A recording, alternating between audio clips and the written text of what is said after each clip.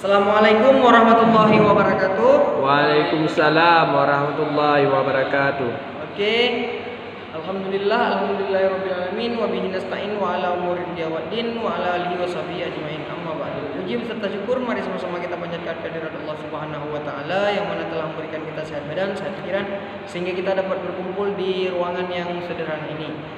Tak lupa juga selalu memahkotakan salam. Mari sama-sama kita sanjung sajikan ke pangkuan alam Nabi besar Muhammad sallallahu alaihi wasallam beserta al dan para sahabat beliau sekalian. Oke, di sini saya akan mempresentasikan hasil kerja saya tentang mata kuliah seminar Prodi Matematika yang berjudul 5 masalah khas anak SD dan cara mengatasinya. 1. Malas sekolah. Malas sekolah di situ mengatakan ada banyak alasan yang mungkin menyebabkan anak merasa malas sekolah.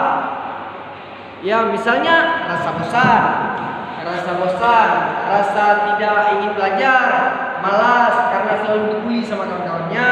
Yang kedua, sulit berteman.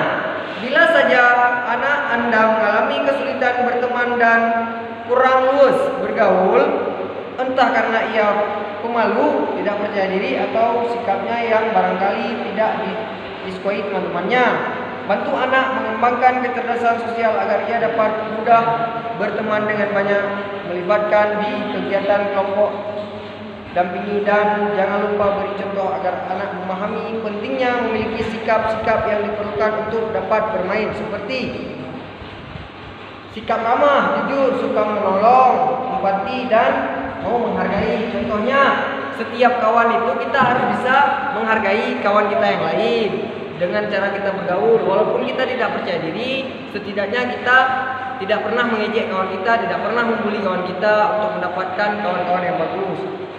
Yang kelima, diejek teman.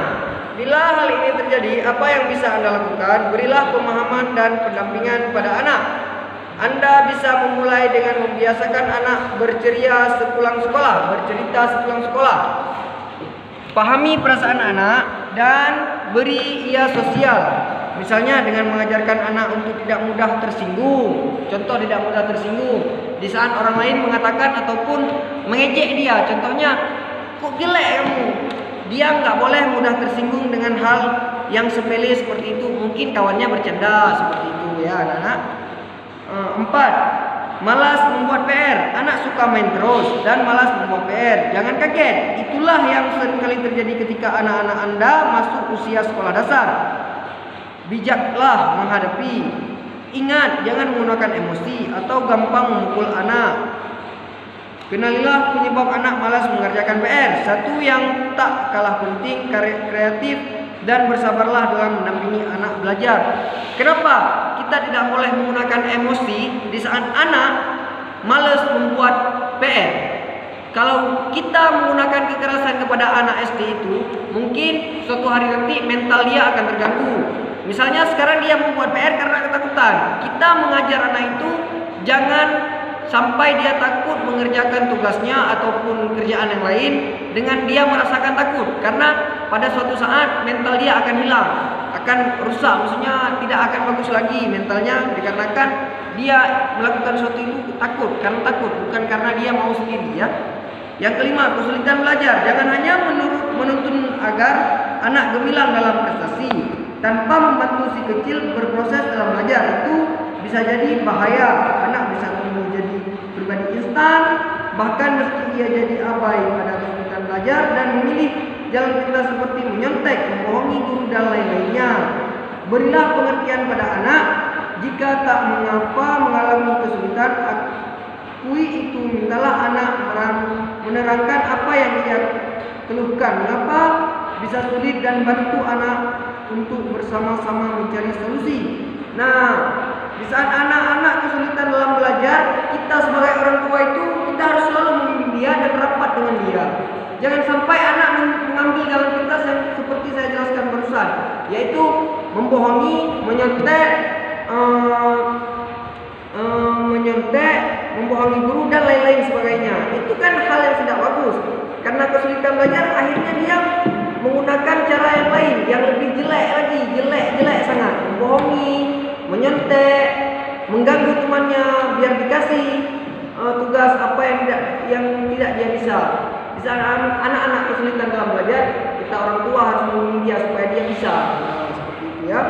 Itulah 5 pembahasan yang tentang belajar tentang khas anak SD ya. Apa tadi? Tunggu sebentar. Oke, 5 ciri khas, 5 masalah khas anak SD dan cara mengatasinya. Sudah saya sampaikan barusan, dan lanjut ke materi yang kedua, yaitu tentang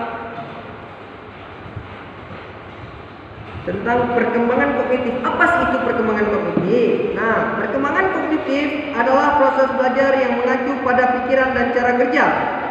Perkembangan kognitif dipengaruhi oleh gen dan pengalaman yang dimiliki seorang anak. Hal itu terjadi sepanjang waktu. Oleh karena itu, mengetahui ciri-ciri perkembangan kognitif peserta didik usia sekolah dasar menjadi sangat penting karena berpengaruh pada masa depannya.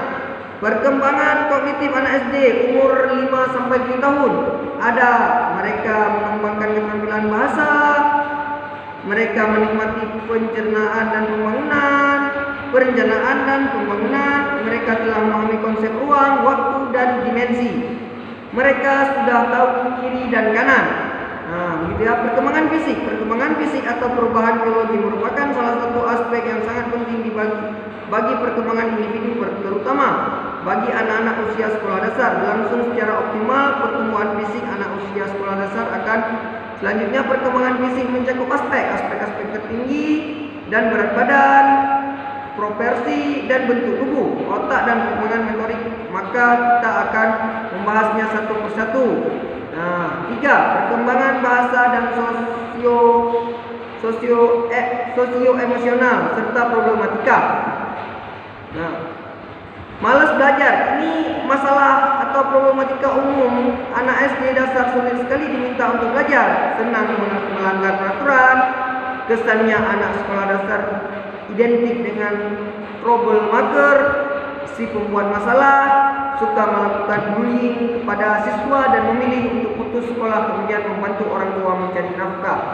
Semoga dengan perkembangan bahasa dan sosio-emosional ini serta problematika, kita sebagai calon guru itu dapat memberi pengetahuan kepada anak jangan sampai dia putus sekolah dan tidak mau sekolah lagi, dan pada akhirnya dia akan membantu orang tuanya di rumah. Cukup sekian presentasi saya. Apabila ada kekurangan saya mohon maaf. Saya akhiri, wabillahi taufiq. Wassalamualaikum warahmatullahi wabarakatuh. Waalaikumsalam warahmatullahi wabarakatuh.